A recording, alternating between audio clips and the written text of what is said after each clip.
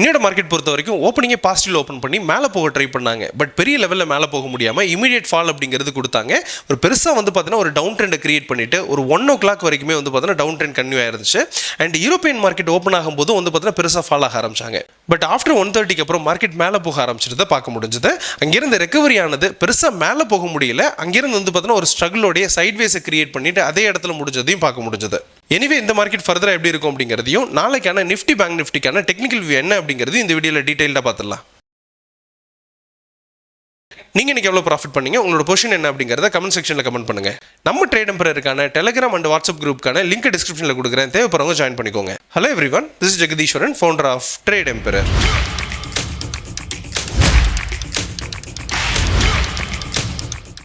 நம்ம ட்ரேட் எம்பரரில் 2 new session start பண்ணுறோம். இது October 22 மார்னிங் 10:30 ஈவினிங் 6:30 2 ஸ்லாட் அவைலபிளாக இருக்குது. இந்த கோர்ஸை பற்றி டீட்டெயிலாக தெரிஞ்சுக்கிறதுக்கு ட்ரேட் எம்பரர் காண்டாக்ட் பண்ணுங்கள்.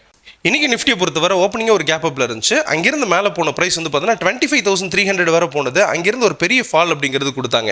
வந்த ப்ரைஸ் வந்து பார்த்தீங்கன்னா 25,180 இந்த ரேஞ்சில் வந்து ஒரு சப்போர்ட் எடுத்து சின்ன ஒரு ரெக்கவரியும் கொடுத்தாங்க. அது ரொம்ப நேரம் நிலைக்கல. திரும்ப வந்து பார்த்தீங்கன்னா செல்லிங் ப்ரெஷரோட கீழே வந்தது. அந்த 25,180 இந்த ரேஞ்சை பிரேக் பண்ணிட்டு திரும்பவும் கீழே வந்த ப்ரைஸ் வந்து பார்த்தீங்கன்னா நியர்லி 25,080 இந்த ரேஞ்ச் வரைக்கும் போயிட்டு திரும்ப ஒரு சப்போர்ட் எடுத்து 25,180 போயிட்டு வந்து பார்த்தீங்கன்னா ரெசிஸ்டன்ஸ் கிரியேட் பண்ணி கொஞ்சம் கீழே இறங்கி முடிச்சிருக்கிறத பார்க்குறோம். ஒரு எக்ஸ்பைரி டேட் அன்னைக்கு இவ்வளோ பெரிய மொமெண்டம் அப்படிங்கிறது ரொம்ப நாளைக்கு அப்புறம் வந்திருக்கு அப்படின்னு சொல்லலாம். அது பர்டிகுலராக எஸ்டர்டேவே வந்து பார்த்தீங்கன்னா ஒரு சைட்வேஸை கொடுத்துட்டதுனால இன்னைக்கு அந்த மொமெண்டத்தை எடுத்துக்கிச்சு அப்படின்னு சொல்லலாம். எனிவே இதை பொறுத்த வரைக்கும் நம்ம என்ன சொல்லியிருந்தோம்னா, சப்போஸ் இந்த டிமாண்ட் ஜோன் 1க்கு கீழே இருக்கிற பட்சத்தில் ப்ரைஸ் வந்து பார்த்தீங்கன்னா அப் டு டிமாண்ட் ஜோன் 2 வரைக்கும் போகணும் அப்படிங்கிறது எக்ஸ்பெக்டேஷனாக இருக்குது. ஸோ அப்படின்னும் போது ப்ரைஸ் டிமாண்ட் ஜோன் 1 இருக்கக்கூடிய 25,182 பிரேக் பண்ணுச்சுன்னா இதில் ஒரு டவுன் ட்ரெண்ட் ஃபார்ம் ஆகி ப்ரைஸ் வந்து பார்த்தீங்கன்னா 25,005 வரைக்கும் வரலாம் அப்படிங்கிறது எக்ஸ்பெக்டேஷன். பட் இது பொறுத்த வரைக்கும் பார்த்தீங்கன்னா உங்களுக்கு ரிஸ்கான ஏரியாவாக இருக்குது. பிகாஸ் இந்த இடத்துலேருந்து மேலே போகிறதுக்கான பாசிபிலிட்டி ரொம்பவே அதிகம் அப்படிங்கிறத புரிஞ்சுக்கலாம்.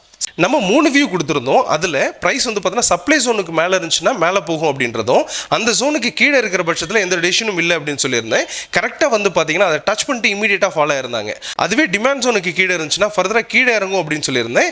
அது வந்து ரிஸ்கான ஏரியாக்குள்ளார என்டர் ஆகுது அப்படின்னு சொல்லியிருந்தேன். எக்ஸாக்டாக வந்து பார்த்தீங்கன்னா டிமாண்ட் ஜோனுக்கு கீழே சஸ்டெயின் ஆகிட்டு ப்ரைஸ் கீழே இறங்க ஆரம்பிச்சிட்டாங்க. வந்த ப்ரைஸ் அது ரிஸ்கான ஜோன் அப்படிங்கிறதுனால பாதிலே ரிட்டர்ன் ஆகி மேலே வந்திருக்கிறதையும் பார்க்குறோம். அது ஒரு சைட்வேஸாக கிரியேட் ஆகிட்டு மார்க்கெட் அதே இடத்துல முடிச்சிருக்கிறதையும் பார்க்குறோம். எனிவே இதை பொறுத்த வரைக்கும் ஃபர்தராக எப்படி இருக்கும் அப்படிங்கிறத பார்த்துலாம். அதுக்கு முன்னாடி ஓப்பன் இன்ட்ரெஸ்ட், வேர்ல்டு மார்க்கெட் ரெண்டுமே அண்டர்ஸ்டாண்ட் பண்ணிடலாம். ஓப்பன் இன்ட்ரெஸ்ட் பொறுத்தவரை call and put writers compare பண்ணும்போது கால் ரைட்டரோட டாமினேஷன்ஸ் கொஞ்சம் அதிகமாக இருக்காங்க அப்படிங்கிறதும், பிசிஆர் ரேஷியோ 0.69 மார்க்கெட் பியரிஷாக இருக்குது அப்படிங்கிறது இந்த 2 டேட்டா வச்சு சொல்ல முடியும். அண்ட் இன்னையோட சேஞ்ச் இன் ஓப்பன் இன்ட்ரெஸ்ட் பொறுத்தவரை கால் ரைட்டர்ஸ் கொஞ்சம் அதிகமாக தான் மாறி இருக்காங்க compared with put writers. Market கொஞ்சம் நெகட்டிவ் சைடுக்கு டேர்ன் ஆயிருக்கு அப்படிங்கிறத இந்த இடத்துல எடுத்துக்கலாம். இருந்தாலுமே டெக்னிக்கலாக தான் கன்க்ளூட் பண்ண முடியும், பிகாஸ் அது பிரேக் அவுட்லாம் எதுவும் கொடுக்கல அப்படிங்கிறதுனால. எனிவே வேர்ல்டு மார்க்கெட் பார்த்துடலாம். வேர்ல்டு மார்க்கெட் பொறுத்த வரைக்கும் இப்போ இருக்கக்கூடிய ஸ்டேஜ் அப்படிங்கிறது யூரோப்பை பொறுத்த வரைக்கும் கேப் டவுன்ல ஓப்பன் ஆகிட்டு அதே ஸ்டேஜில் போயிட்டு இருக்கு அப்படின்னு சொல்லலாம். இதோட கண்டினியூவேஷன்ஸ் அப்படிங்கிறது யூஎஸ்ல ரிஃப்ளெக்ட் ஆகலாம். கேப் டவுன்ல ஓப்பன் ஆகிட்டு கீழே ஃபர்தராக டவுன் ஆகும் அப்படிங்கிறத எக்ஸ்பெக்ட் பண்ணலாம். இதோட கண்டினியூவேஷன்ஸ் அப்படிங்கிறது நாளைக்கு ஏஷியாவில் ரிஃப்ளெக்ட் ஆகலாம். சேம் கேப் டவுன்ல இருந்து மேலே போகிறதுக்கான வாய்ப்பு இருக்கு, அல்லது ஃப்ளாட்டாக ஓப்பன் ஆகி மேலே போகிறதுக்கான வாய்ப்பு இருக்கு அப்படிங்கிற அந்த லீடை இந்த இடத்துல எடுத்துக்கலாம். ஸோ அப்படி பார்க்கும்போது மார்க்கெட் வந்து பார்த்தீங்கன்னா நாளைக்கு பாசிட்டிவ் சைடில் இருக்கும் அப்படிங்கிற லீடை இந்த இடத்துல எடுத்துக்கலாம். இப்போ நம்ம டெக்னிக்கல் வியூ என்ன அப்படிங்கிறத பார்த்துடலாம். நம்ம கொடுக்கக்கூடிய வியூ நம்ம ட்ரேட் எம்பரர் மெத்தட் எந்த அளவுக்கு அக்யூரேட்டா இருக்கு அப்படிங்கறத ப்ரூவ் பண்றதுக்காக தான். இதை பார்த்துட்டு யாரும் ட்ரேட் பண்ண வேண்டாம். அப்படி ட்ரேட் பண்றதுனா ப்ராப்பரா லேர்ன் பண்ணிட்டு ட்ரேட் எடுங்க. நிஃப்டியோட டெக்னிக்கல் வியூ பொறுத்த வரைக்கும் நம்ம ட்ரேட் எம்பரர் மெத்தட்ல 3 சப்போர்ட்டையும் 3 ரெசிஸ்டன்ஸை ஐடென்டிஃபை பண்றோம். இப்போ இருக்கக்கூடிய கரண்ட் ஜோன் பொறுத்த வரைக்கும் ஓவராலா நிஃப்டியை கொஞ்சம் அவாய்ட் பண்ணிட்டு ஸ்டாக் பேஸ்ட் ஆக்ஷன்ஸ் போறது ஒரு நல்ல டெசிஷனா இருக்கும், அல்லது பேங்க் நிஃப்டி கூட கொஞ்சம் பெட்டரா தான் இருக்கு அப்படிங்கிறதையும் புரிஞ்சுக்கலாம்.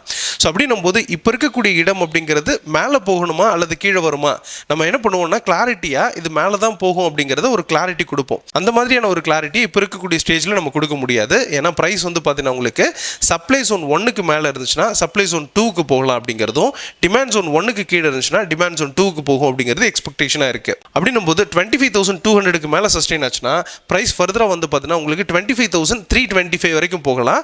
இது வந்து பார்த்தீங்கன்னா ஒரு ரிஸ்கான ஏரியாவை ஐடென்டிஃபை பண்ணுறோம். அதுவே டிமாண்ட் ஜோன் 1 பிரேக் பண்ணுற பட்சத்தில், அதாவது 25,095 பிரேக் பண்ணுச்சுன்னா 25,010 வரைக்கும் வரும் அப்படிங்கிறது எக்ஸ்பெக்டேஷனாக இருக்கு. பட் இதுவுமே வந்து பார்த்தீங்கன்னா ரிஸ்கான ஏரியாவை ஐடென்டிஃபை பண்ணுறோம். ஓவராலாக இந்த 3 இடமும் வந்து பார்த்தீங்கன்னா ரிஸ்கான ஏரியாவை ஐடென்டிஃபை பண்ணுறோம். இந்த சப்ளை ஜோன் 1க்கு மேலே இருந்துச்சுன்னா கொஞ்சம் ஸ்ட்ராங்காக இருக்கிறதுக்கான வாய்ப்பு இருக்கு. அது 25,325 பிரேக் பண்ணுச்சுன்னா 25,000 576 வரை போகும் அப்படிங்கிறது எக்ஸ்பெக்டேஷனாக இருக்குது. சப்போஸ் இந்த டிமாண்ட் ஜோன் 2 இருக்கக்கூடிய 25,010 பிரேக் பண்ணுற பட்சத்தில் 25,592 இந்த ரேஞ்ச் வரைக்கும் வரும் அப்படிங்கிற எக்ஸ்பெக்டேஷன் இருக்குது. இது வந்து பார்த்தீங்கன்னா ஒரு சேஃபான ஏரியாவை ஐடென்டிஃபை பண்ணுறோம். அப்போது மார்க்கெட் வந்து பார்த்தீங்கன்னா இப்போ இருக்கக்கூடிய இடங்களில் உங்களுக்கு ஒரு சேஃபான இடங்களில் இல்லை அப்படிங்கிறத ஐடென்டிஃபை பண்ணுறோம். அது சப்ளை ஜோன் 2 இருக்கக்கூடிய 25,325க்கு மேலே இருக்கிற பட்சத்தில் ஸ்ட்ராங் ஆகும் அப்படிங்கிறதும் 25,010க்கு கீழே இருக்கிற பட்சத்தில் வீக் ஆகும் அப்படிங்கிறதும் ஐடென்டிஃபை பண்ணுறோம். இதுக்கு இடையில வந்து பார்த்தீங்கன்னா மார்க்கெட் சைட்வேஸில் இருக்கலாம் அப்படிங்கிறதும் சென்செக்ஸுக்கு எக்ஸ்பீரியை இந்த இடங்களை யூஸ் பண்ணுறதுக்கான வாய்ப்பு இருக்குது அப்படிங்கிறதையும் புரிஞ்சுக்கலாம். பட் ஓவராலாக வேர்ல்டு மார்க்கெட் பார்க்கும்போது மார்க்கெட் இப்போ மேலே போகிற கண்டிஷன்ஸில் இருக்குது அப்படிங்கிறதும் நம்ம நோட்டாக எடுத்திருக்கோம். பேங்க் நிஃப்டியை பொறுத்தவரை நெகட்டிவ்ல ஓப்பன் ஆன பிரைஸ் இமீடியட்டாக ஒரு ஸ்பைக் கொடுத்து ஒரு பிரைஸ் வந்து பார்த்தீங்கன்னா 56,725 இந்த ரேஞ்ச் வரைக்கும் போனது இமீடியட் ஃபால் அப்படிங்கிறது கொடுக்க ஆரம்பிச்சாங்க. வந்த பிரைஸ் வந்து பார்த்தீங்கன்னா ஒரு டவுன் ட்ரெண்டை கிரியேட் பண்ணிட்டு ஒரு லோயர் லோ லோயர் ஹை திரும்ப ஒரு லோயர் லோ லோயர் ஹை திரும்ப ஒரு லோயர் லோவை கொடுக்க ட்ரை பண்ணிட்டு திரும்ப அங்கேருந்து ரெக்கவர் பண்ணி லோயர் ஹையை பிரேக் பண்ணி சஸ்டைன் ஆகி முடிச்சிருக்கிறது பார்க்க முடியுது. இதை பொறுத்த வரைக்கும் நம்ம என்ன சொல்லியிருந்தோம்னா சப்போஸ் இந்த டிமாண்ட் ஜோன் 1 பிரேக் பண்ணுற பட்சத்தில் அதாவது 56,605 பிரேக் பண்ணுற பட்சத்தில் ப்ரைஸ் டவுன் ஆகிறதுக்கான வாய்ப்பு இருக்குது. அது இமீடியட்டாக அடுத்த சப்போர்ட்டாக இருக்கக்கூடிய அதாவது டிமாண்ட் ஜோனாக இருக்கக்கூடிய 56,485 இந்த இடத்த டெஸ்ட் பண்ணணும். சப்போஸ் இதையும் பிரேக் பண்ணுற பட்சத்தில் உங்களுக்கு டிமாண்ட் ஜோன் 3 இருக்கக்கூடிய 56,376 இந்த ரேஞ்ச் வரைக்கும் வரலாம்.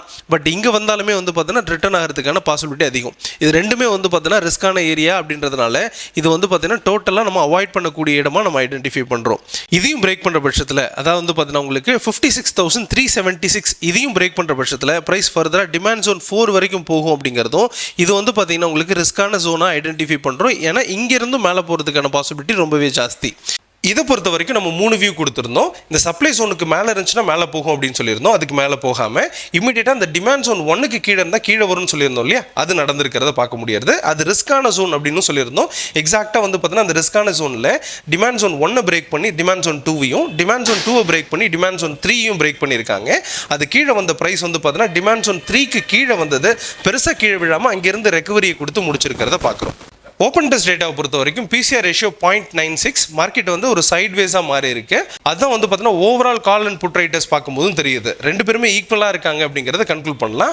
அண்ட் இந்த 57,000 ஒரு பெரிய ரெசிஸ்டன்ஸாக இருக்குது அப்படிங்கிறதும் பார்க்குறோம். ஸோ அந்த இடத்த பிரேக் பண்ணாது அப்படிங்கிறது இந்த இடத்துல ஐடென்டிஃபை பண்ணலாம். அண்ட் பர்டிகுலராக என்னை பொறுத்த வரைக்கும் கால் ரைட்டர்ஸ் ரொம்பவே அதிகமாக இருக்காங்க அப்படிங்கிறதும் அடிஷ்னலாக வந்து பார்த்தீங்கன்னா உங்களுக்கு புட் ரைட்டர்ஸ் லாஸை புக் பண்ணிட்டு வெளியில் வந்திருக்காங்க அப்படிங்கிறதும் இந்த இடத்துல பார்க்குறோம்.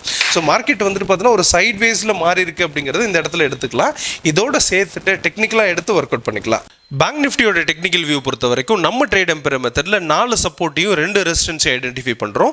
இதில் இந்த ப்ரைஸ் எப்படி மூவ் ஆக போகுது அப்படிங்கிறத பார்த்துடலாம். நிஃப்டியை கம்பேர் பண்ணும்போது பேங்க் நிஃப்டி கொஞ்சம் ஸ்ட்ராங்காக இருக்குது அப்படிங்கிறத புரிஞ்சுக்கலாம்.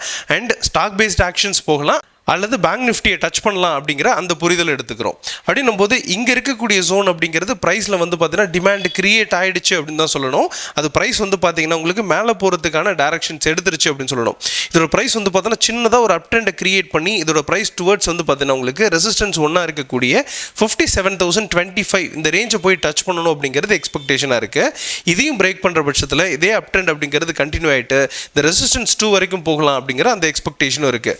அதாவது இப்போ இருக்கக்கூடிய ஜோன்ல இருந்து 57,025க்கும் அதையும் பிரேக் பண்ணுச்சுன்னா 57,636 இந்த ரேஞ்ச் வரைக்கும் போகுன்றது எக்ஸ்பெக்டேஷனாக இருக்குது. சப்போஸ் இந்த ப்ரைஸ் வந்து பார்த்தீங்கன்னா இங்கெல்லாம் போகலை, இந்த ஓப்பனிங்கே வந்து பார்த்தீங்கன்னா டிமாண்ட் ஜோன் 1 பிரேக் பண்ணிடுச்சு, அது 56,251 இதை பிரேக் பண்ணிடுச்சு அப்படின்ற பட்சத்தில் ப்ரைஸ் ஃபர்தராக இறங்கிட்டு அப் டு 55,839 இந்த ரேஞ்ச் வரைக்கும் போகலாம். அது டிமாண்ட் ஜோன் 2 வரைக்கும் போகும் அப்படிங்கிற எக்ஸ்பெக்டேஷன் இருக்குது. இதில் ஒரு டவுன் ட்ரெண்ட் அப்படிங்கிறது ஃபார்மேஷனாக கொடுக்கலாம். பட் இது பொறுத்த வரைக்கும் வந்து பார்த்தீங்கன்னா ஒரு ரிஸ்கான ஏரியாவை ஐடென்டிஃபை பண்றோம். இதையும் பிரேக் பண்ற பட்சத்தில் அதாவது 55,839 பிரேக் பண்ற பட்சத்தில் 55,346 இந்த ரேஞ்ச் வரைக்கும் போகலாம் அப்படிங்கிறது எக்ஸ்பெக்டேஷன். இது வந்து பார்த்தீங்கன்னா ரிஸ்கான ஏரியாவை ஐடென்டிஃபை பண்றோம்.